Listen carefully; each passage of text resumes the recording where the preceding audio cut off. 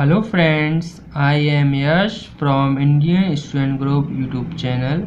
आज मैं फिर आपके पास एक नया क्वेश्चन लेके आया हूँ। क्वेश्चन है व्हाट इज़ फंक्शन।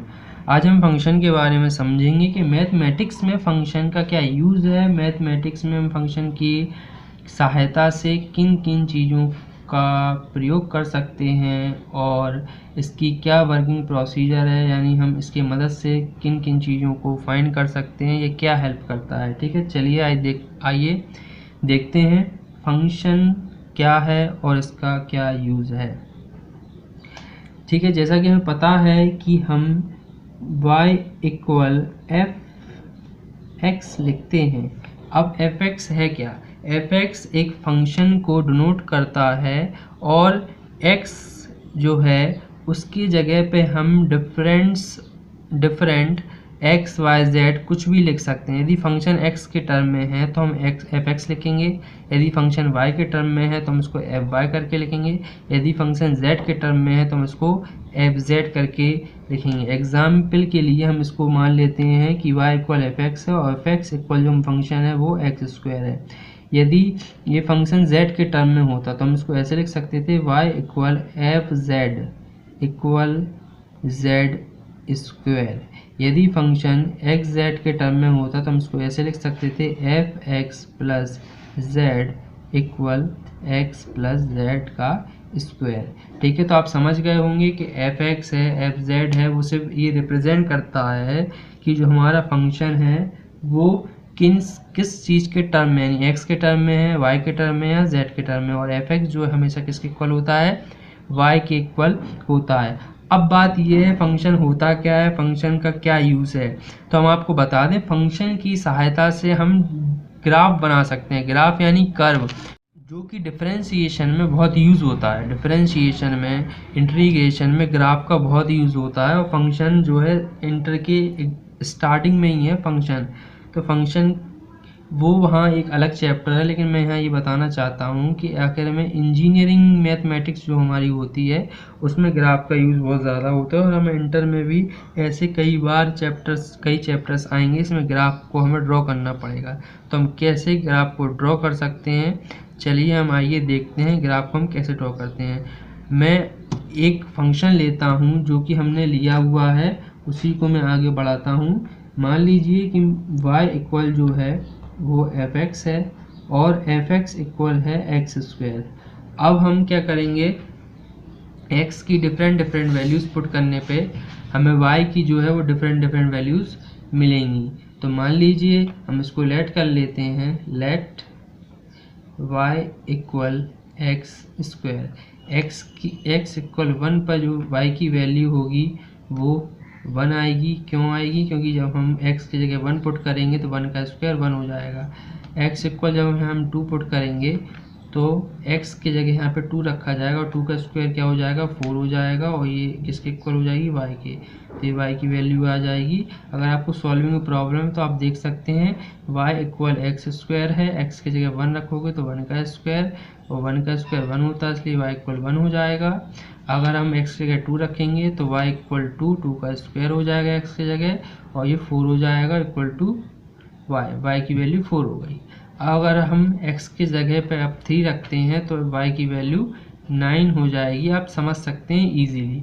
तो ये क्या हो रहा है कि x की डिफरेंट वैल्यूज़ पुट करने पे हमें y की डिफरेंट वैल्यूज़ मिल रही हैं। अब इसका फ़ायदा क्या है? ये फ़ायदा है कि ये पॉइंट की तरह वर्क करेंगे। आपने देखा और हमें जो पॉइंट्स मिले हैं, यानी हमें x बराबर 1 रखने पर 1 मिला, y की वैल्यू x बराबर 2 रखने पर 4 मिली है और 3 रखने पे 9 मिली है। x इक्वल 3 वैल्यू रखने पे हमें क्या मिला है? 9 मिला है। तो अब हम ये देखेंगे कि हम ग्राफ कैसे ड्रॉ करेंगे। ठीक है, तो सबसे पहले हम एक प्लेन बना लेते हैं जिसे हम एक्स वाई प्लेन कहते हैं, x और y। अब आप देख सकते हैं ये x एक्सिस है और ये y एक्सिस है, इसको y डैश, इसको x और इसको x डैश। ये x की नेगेटिव डायरेक्शन है, ये y की पॉजिटिव डायरेक्शन है, ये y की नेगेटिव डायरेक्शन है। ये लगभग आपको सब पता होगा। अब हमारे जो पॉइंट्स आए हुए थे, पॉइंट्स निकले, हमने जो पॉइंट्स निकाले थे फंक्शन में से x इक्वल 1 रखने पे जो पॉइंट आया था, ठीक है। तो हम यहाँ पॉइंट्स हम यहाँ नीचे लिख देते हैं पॉइंट्स। जैसे 1 रखने, x की जगह 1 रखने पे हमें y की वैल्यू 1 मिली थी, और 2 रखने पे हमें 4 मिली थी, और 3 रखने पे हमें 9 मिली थी। आप चाहें तो और वैल्यूज़ भी निकाल सकते हैं, लेकिन ये इतना समझाने के लिए पर्याप्त है। हमेशा जो पहला होता है वो x होता है, दूसरा जो y, पहला x दूसरा y, पहला x दूसरा y।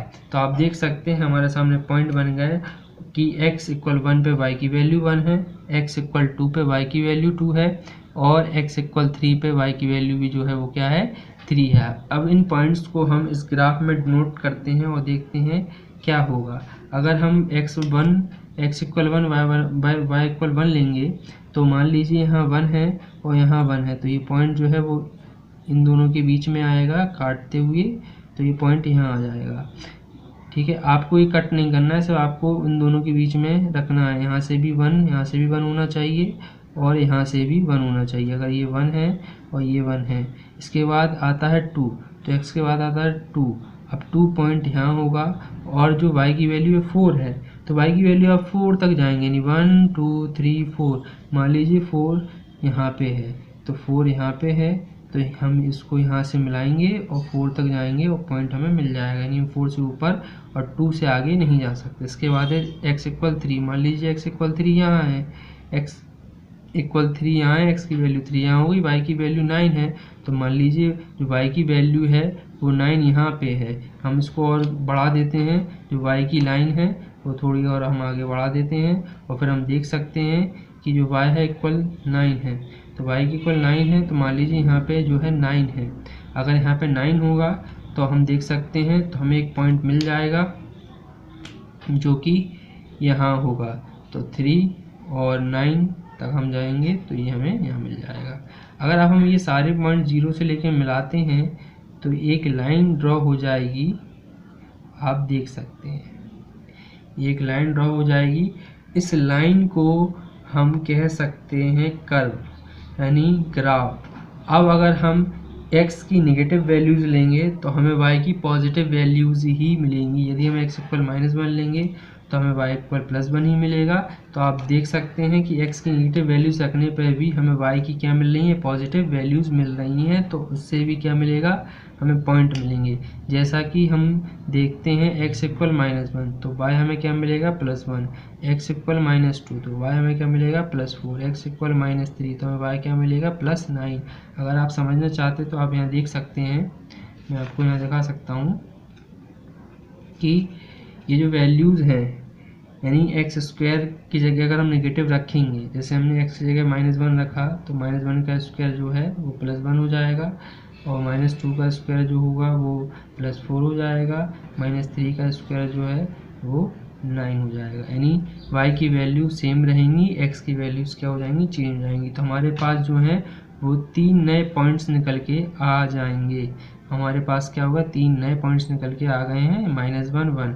अब x की वैल्यू -1 है, इसलिए हम नेगेटिव डायरेक्शन में जाएंगे। कौन सी डायरेक्शन में जाएंगे, नेगेटिव डायरेक्शन में जाएंगे। x इक्वल -1 तो x इक्वल -1, तो x की नेगेटिव डायरेक्शन ये है, और -1 है तो वो यहाँ मिलेगा, और 1 पॉजिटिव है तो पॉजिटिव तो ऊपर की ओर है तो ऊपर ही रहेगा, तो हमें यहाँ एक पॉइंट मिल जाएगा, तो पॉइंट यहाँ हो जाएगा। फिर इसके अगर हम आगे बढ़ते हैं तो हमें 2, तो 1 ये हो गया, -1 -2 ये हो गया, और प्लस -2 की वैल्यू होगी, -2 पे प्लस y की जो वैल्यू है वो क्या होगी, +4, तो +4 के लिए हमें यहाँ मिल जाएगा, और ये हमें पॉइंट मिल जाएगा यहाँ पे, तो ये पॉइंट ये हो गया।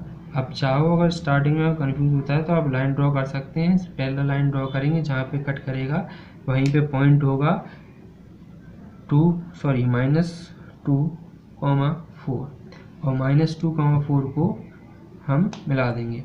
अब इसके बाद 3 9, तो 3 9 जो पॉइंट है वो लगभग यहाँ होगा, इस पॉइंट पे, यहाँ पे हम 3 मान लेंगे, और फिर इधर इन तीनों पॉइंट्स को हम मिला देंगे। जब हम तीनों पॉइंट्स को मिलाएंगे तो डायग्राम में कुछ इस तरीके से बन जाएगा, आप देख सकते हैं। जब आप स्केल का और ग्राफ पेपर का यूज़ करेंगे तो आपका जो ग्राफ है बिल्कुल सफाई से और इजीली बन जाएगा। मैं सिर्फ आपको यहाँ समझाना ये चाहता हूँ कि आखिर फंक्शन का यूज़ होता क्या है। अब आपने देख लिया है कि फंक्शन के माध्यम से हमने एक ग्राफ बनाया, इसी को हम बोलते हैं कर्व। कर्व से क्या होता है, इन कर्व फंक्शन में जो ग्राफ बनते हैं उन ग्राफ से हम फंक्शंस के क्षेत्रफल निकाल सकते हैं, जैसा कि हम इंटीग्रेशन में आगे पढ़ेंगे।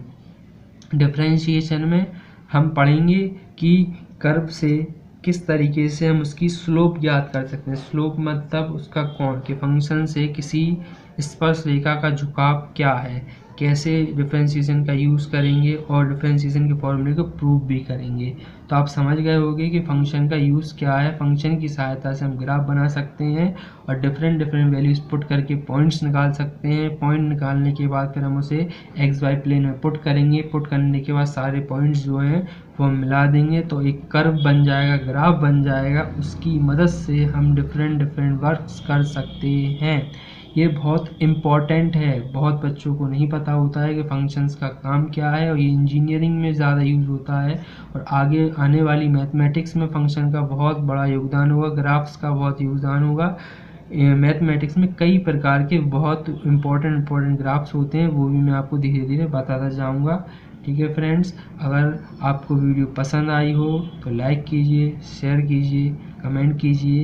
ये क्लास 12th के लिए बहुत ही इम्पोर्टेंट टॉपिक था, जिससे कि सारे लोगों को इसकी हेल्प मिल सके। मैं आपसे ये कहना चाहता हूँ कि आपको जिस भी टॉपिक को समझना है, किसी भी टॉपिक के बारे में यदि आपको समझना चाहते हैं, चाहे वो कंपटीशन का हो, चाहे वो 9, 10 फर्स्ट ईयर इंटर मैथ्स हो, या 9, 10 में साइंस हो, या फिर 9, 10 की इंग्लिश हो, तो आप मुझसे पूछ सकते हैं। Thank you.